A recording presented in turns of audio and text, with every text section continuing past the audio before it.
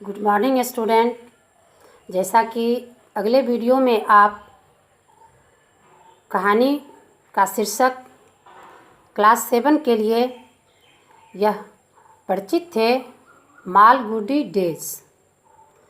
तो इस कहानी में आप यहाँ तक समझ गए थे कि स्वामी को परीक्षा में लापरवाही के बदले कितना प्रायश्चित करना पड़ा था, कि उसने परीक्षा के समय का महत्व नहीं समझा और बाद में जब लड़कों से उसकी मुलाकात हुई तो अपने ऊपर उसे पश्चाताप हुआ कि मैंने बहुत सारे प्रश्न गलत बना दिए। कहानी आपको याद आ गई होगी। उसी तरह से जब फिर उसने दूसरे दोस्त राजन से मिला, फिर उसने पूछा कि स्वामी तुम्हारा यह परीक्षा कैसा गया। स्वामी हंस के कहता है, मुझे तो तमिल से ही डर था, लेकिन ठीक ही रहा। फिर मटर उससे पूछता है, तो क्या फर्स्ट डिवीज़न हो जाएगा। कहता है, नहीं 35 तो आ ही जाएंगे। समझिए कितना हास्यास्पद उन्होंने जवाब दिया। फिर जब उसकी मुलाकात दूसरे दोस्त से होती है तो कहता है, चलो सब ठीक है, परीक्षा तो रोज़ होते रहेंगे।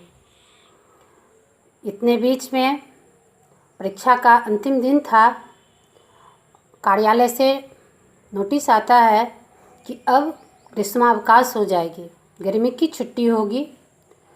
29 जून तक स्कूल बंद रहेंगे और 20 जून को स्कूल खुलेगा। बच्चे की उत्साह का कोई वर्णन नहीं था, जैसे कि आप लोगों के साथ भी होता है। चारों तरफ चहल पहल थी, क्योंकि उस दिन परीक्षा का अंतिम दिन था। विद्यालय में प्रधानाचार्य को लगा कि इस कोलाहल को शांत करने के लिए एक सभा की जाए।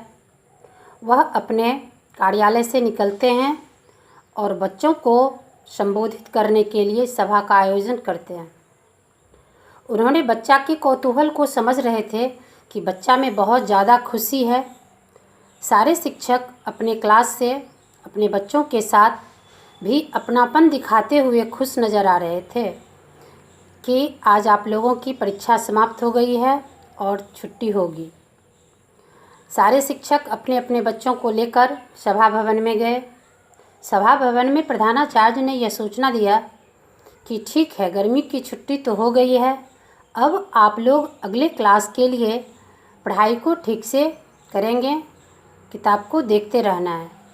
सारे बच्चे के मन में इतनी उमंग भरी हुई थी कि लग रहा था कि कब सब सभा समाप्त हो जाए। और वैसा ही हुआ। कुछ देर में ही प्रधानाचार्य ने सभा को समाप्ति के लिए घोषणा किए और 1 मिनट की प्रार्थना हुई। सारे बच्चे खुशी से झूम उठे और अपने अपने वर्ग में जाकर घर जाने की तैयारी करने लगे।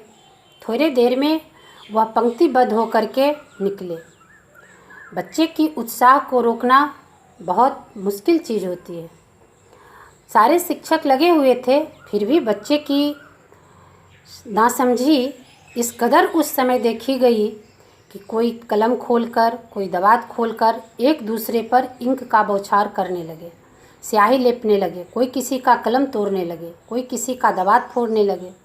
इतनी उच्छृंखलता बच्चों की देखी गई उस छुट्टी के दिन कि यह वास्तव में एक अनुशासनहीनता का प्रतीक था। इसको नज़रअंदाज करना अच्छी बात नहीं थी।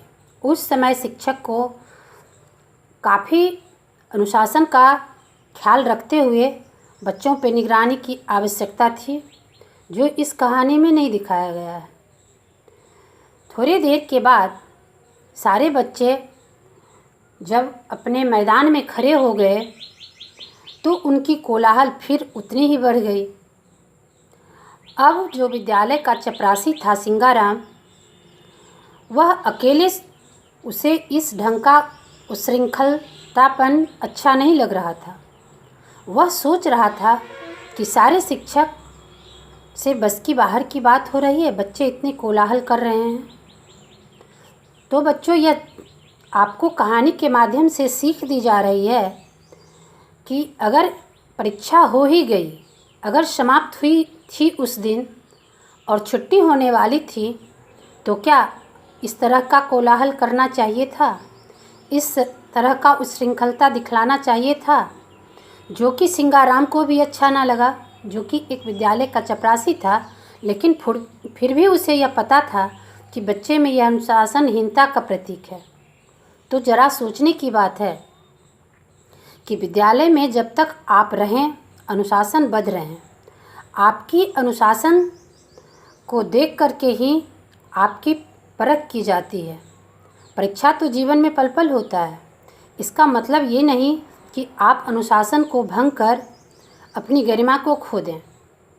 विद्यार्थी जीवन के लिए अनुशासन सबसे बड़ा कसौटी है, और जो इस पे खरे नहीं उतरते हैं, वह चाहे जितने भी अच्छा मार्क्स क्यों ना ले आएं, कितने अच्छा ही स्पीच क्यों ना दे दें, उनकी गुणवत्ता की परख उनकी अनुशासन से होती है। इसमें कतई रोक नहीं है कि अनुशासित व्यक्ति जो होते हैं, उसका कार्य जो होता है वह निरंतर सटीक होता है। इस कहानी के माध्यम से आर.के. नारायण ने आपको यह बताने की कोशिश की है कि छात्र जीवन में अनुशासन का बहुत महत्व होना चाहिए। यह नहीं कि सिर्फ वर्ग में ही, परीक्षा भवन में ही। उन्होंने आपको इसके द्वारा यह सूचित किया है कि विद्यालय के जब छुट्टी होती है, उस समय भी आपको अनुशासन का पालन करना चाहिए, जो कि आपको एक सिंगाराम इसकी सीख दे रही है। सिंगाराम को उस समय बहुत गुस्सा आ जाता है, क्योंकि सारे बच्चे ने योजना बना ली थी कि छुट्टी के समय सिंगाराम की टोपी को रंग देना है, और इस बात को उसने सुन लिया था। उस समय सिंगाराम शिक्षक की परवाह न किए कि शिक्षक हमें क्या कहेंगे, और बच्चों को अपने बस में करने के लिए, अनुशासित रखने के लिए उसने डंडा का प्रयोग कर दिखाया, और बच्चे की जो तितर बितर पंक्तियाँ थी उसको पंक्तिबद्ध करने के लिए उसने काफ़ी अनुशासित वाक्यों का प्रयोग करने लगा। तो हमें यह सीख मिलती है कि विद्यालय के जितने भी कार्यकर्ता हैं, उनका यह दायित्व है कि विद्यालय में जब तक बच्चे हैं, उसकी देखभाल करना हमारा दायित्व है। लेखक कहानी के माध्यम से इसमें लगभग सारे व्यक्तियों को जोड़े हैं, प्रधानाचार्य, शिक्षक, बच्चे और चपरासी, यानी विद्यालय के जितने भी सहयोगी गण हैं, उनको विद्यालय की व्यवस्था को बनाए रखने के लिए हर हमेशा समर्पित भाव से लगे रहना पड़ता है। नहीं तो बच्चे तो मिट्टी के खिलौने होते हैं, वो तो जिधर चाहेंगे उधर लुढ़क जाएंगे। तो इसके निगरानी के लिए आर.के. नारायण ने सभी को आगाह किए हैं कि जब विद्यालय में आप हैं, आपके बच्चे आपके साथ हैं, तो उसकी सारी जवाबदेही आपकी होती है। उसकी निगरानी के लिए आपको हमेशा तत्पर रहना पड़ता है। साथ ये तो हम अपनी बातों को रख दिए, लेकिन बच्चों, इस कहानी के माध्यम से आपको यह सीख लेनी चाहिए कि जिस कार्य से आपके जीवन को आगे बढ़ने का अवसर मिलेगा, वह विद्यार्थी जीवन में यह कहानी पढ़कर आप सीख लें कि हमें किस तरीके से विद्यालय में आकर समय का प्रयोग करना है, समय का सदुपयोग करना है। पढ़ाई के साथ साथ हमें हर वक्त अपने ऊपर यह ध्यान देना चाहिए कि हमारे अनुशासन पे हर लोगों का नज़र है, और हमें जब वह अनुशासित ना पाएंगे तो हमारी छवि अच्छी नहीं होगी। इसलिए अपनी छात्र जीवन में अपनी छवि को बनाने के लिए आपको सबसे पहले अनुशासन पर ध्यान रखना होगा। साथ साथ शिष्टाचार के नियम का पालन करना विद्यार्थी का परम कर्तव्य होता है। एक शिष्ट व्यक्ति ही सही कार्य कर सकते हैं।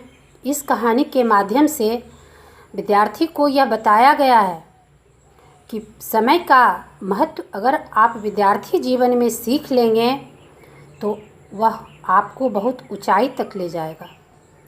खासकर यह कहानी जो है वह विद्यार्थी के जीवन को गढ़ने की कहानी है, समझने की कहानी है कि जिस परीक्षा के लिए आप प्रतिदिन विद्यालय आते हैं, आपके पेरेंट्स लगे रहते हैं, पैसे खर्च होते हैं, शिक्षक समय देते हैं, और उस समय भी अगर आप परीक्षा के समय महत्व ना समझें तो फिर इतने करने का क्या ज़रूरत होता है।